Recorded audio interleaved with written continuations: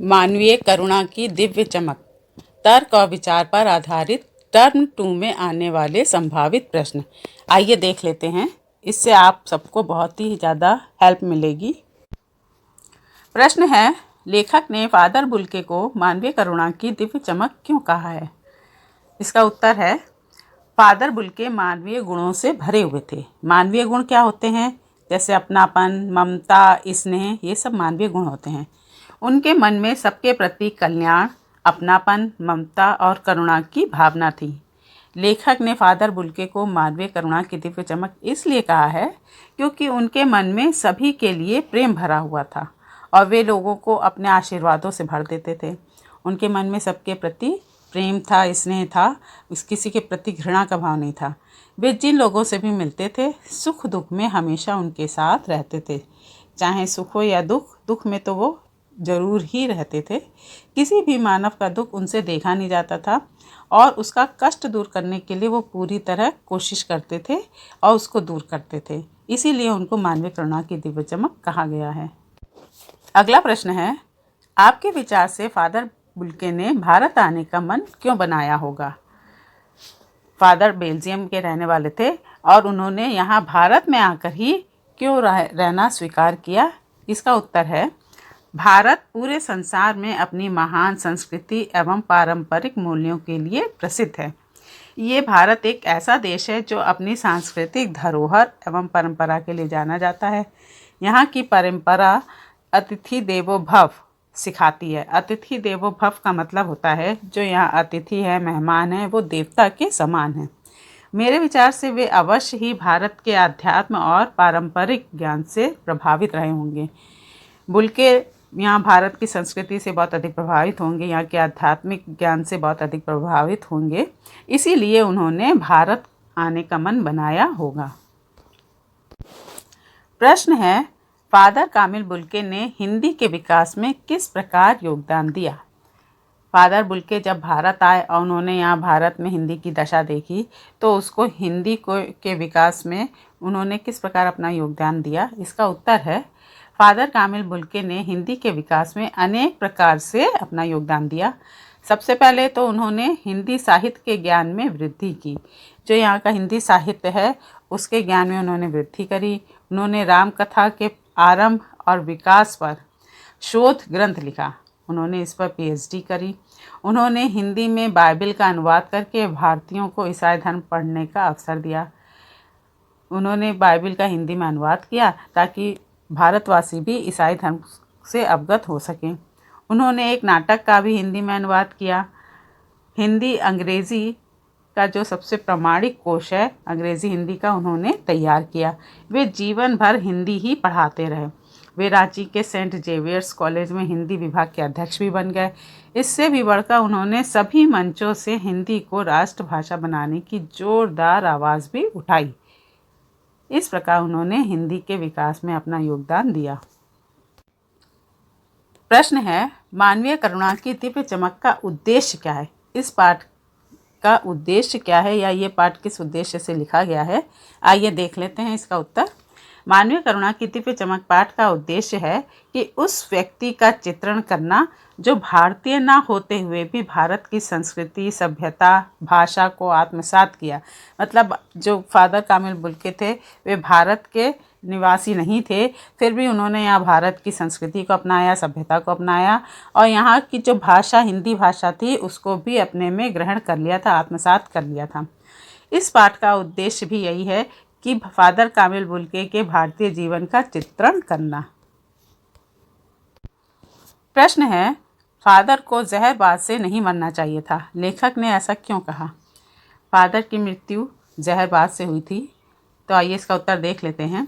Father की मृत्यु एक प्रकार के जहरीले फोड़े अर्थात जहरबाद, जिसे कि गैंग्रीन भी कहते हैं, से हुई थी। फादर के मन में सदैव दूसरों के लिए प्रेम व आत्मीयता की भावना थी। फादर के मन में सदैव ही दूसरों के लिए प्रेम उमड़ता रहता था और अपनेपन की भावना भी थी।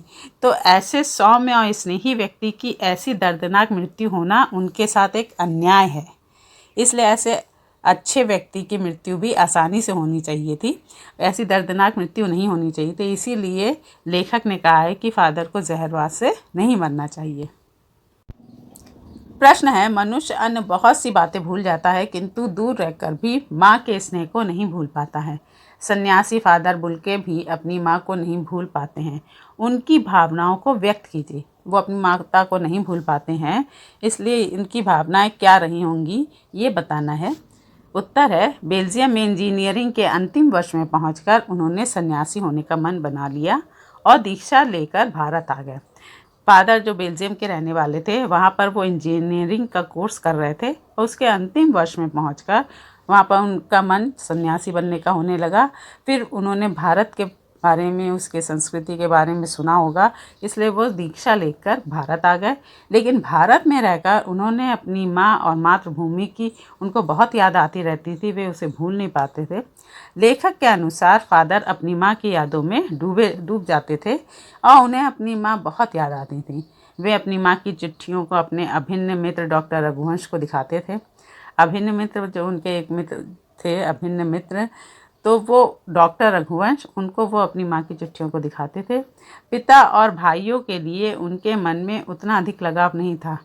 इस बात से हमें पता चलता है कि फादर बुल्के अपनी माँ से अधिक स्नेह करते थे और दूर रहकर भी वे अपनी माँ को भुला नहीं पाते थे।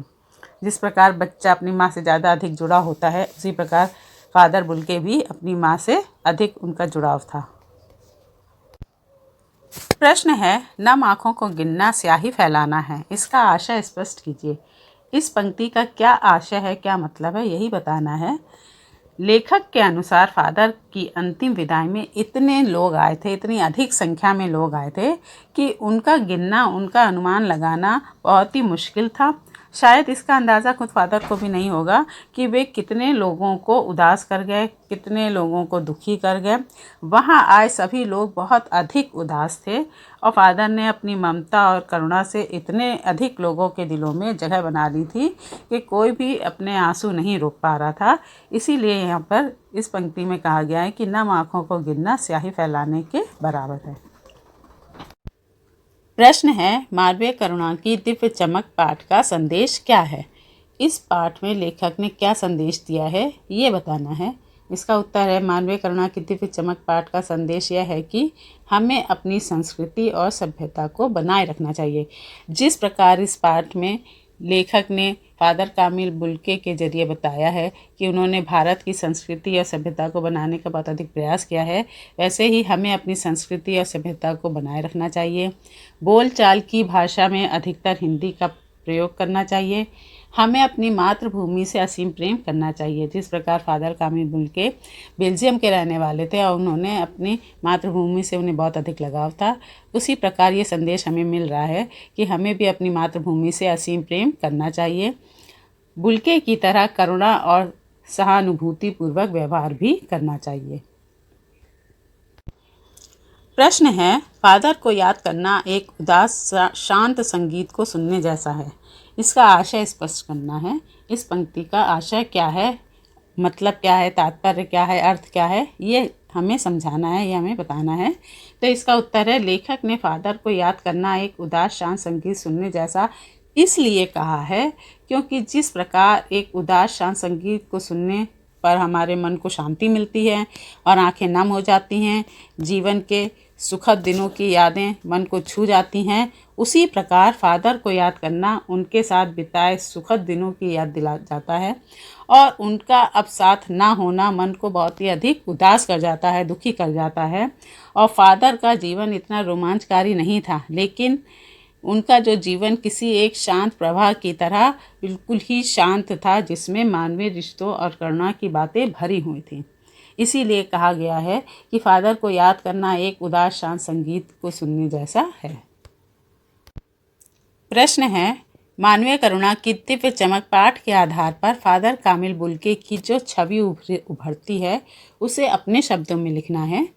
तो इसका उत्तर हो सकता है कि फादर बुल्के मानवीय करुणा के अवतार प्रतीत होते हैं, जिनमें वात्सल्य और ममता कूट कूट कर भरी थी और अपने प्रियजनों के प्रति अत्यधिक अपनापन रखते हुए उन पर करुणा, ममता और वात्सल्य की वर्षा निरंतर करते रहते थे। फादर बुल्के, उनके मन में अपने प्रियजनों के प्रति असीम स्नेह था, प्रेम था। दुख की घड़ी में भी वो अपने प्रियजनों को ऐसे सांत्वना देते थे कि वो अपना सारा दुख भूल जाएं। इसीलिए मानवीय करुणा की दिव्य चमक पाठ में के आधार पर बताया गया है कि फादर की जो छवि थी वो किस प्रकार से ममतामयी थी और वो कैसे उभर कर सामने आई है। प्रश्न है, फादर कामिल बुल्के ने सन्यासी की परंपरागत छवि से अलग एक नई छवि प्रस्तुत की है, कैसे? इसका उत्तर देख लेते हैं। परंपरागत रूप से सन्यासी एक अलग छवि लेकर जीते हैं। वे सांसारिकता से दूर रहते हैं, संसार की मोह माया से दूर रहते हैं। उन्हें मानवीय संबंधों और मोह माया से कुछ भी लेना देना नहीं होता है। वे लोगों के सुख दुख में तटस्थ रहते हैं। वे ना लोगों के सुख को देख के सुखी होते हैं, ना दुख को देख के दुखी होते हैं। वो बल्कि एक उदासीन रहते हैं और ईश्वर की वंदना में अपना समय बिताते हैं। मतलब उनको संसार से कोई भी लगाव नहीं होता है। लेकिन यहाँ पर फादर बुल्के ने इस सन्यासी की परंपरागत छवि को बिल्कुल ही झुठला दिया था। फादर बुल्के परंपरागत सन्यासियों से भिन्न थे।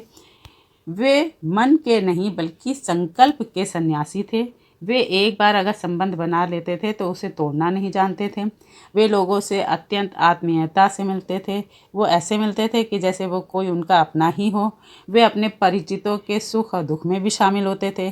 सन्यासी सुख और दुख में लोगों के शामिल नहीं होते हैं, लेकिन फादर कामिल बुल्के परिचित जो थे उनके सुख और दुख में भी शामिल होते थे। इस तरह उन्होंने परंपरागत सन्यासी से हटकर अलग छवि प्रस्तुत की है। प्रश्न है, परिमल क्या है?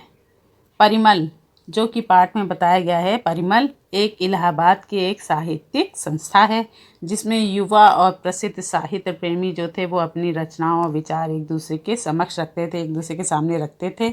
और इसमें समय समय पर राष्ट्रीय स्तर की गोष्ठियाँ भी आयोजित की जाती थीं, सभाएं होती थीं जिसमें कविता पाठ, कहानी, उपन्यास, नाटक आदि पर खुली बहस और आलोचना की जाती थी तथा बेबाक राय दी जाती थी। मतलब बिना किसी रुकावट के वे अपनी बातें रखते थे, एक दूसरे के सामने आलोचनाएं करते थे।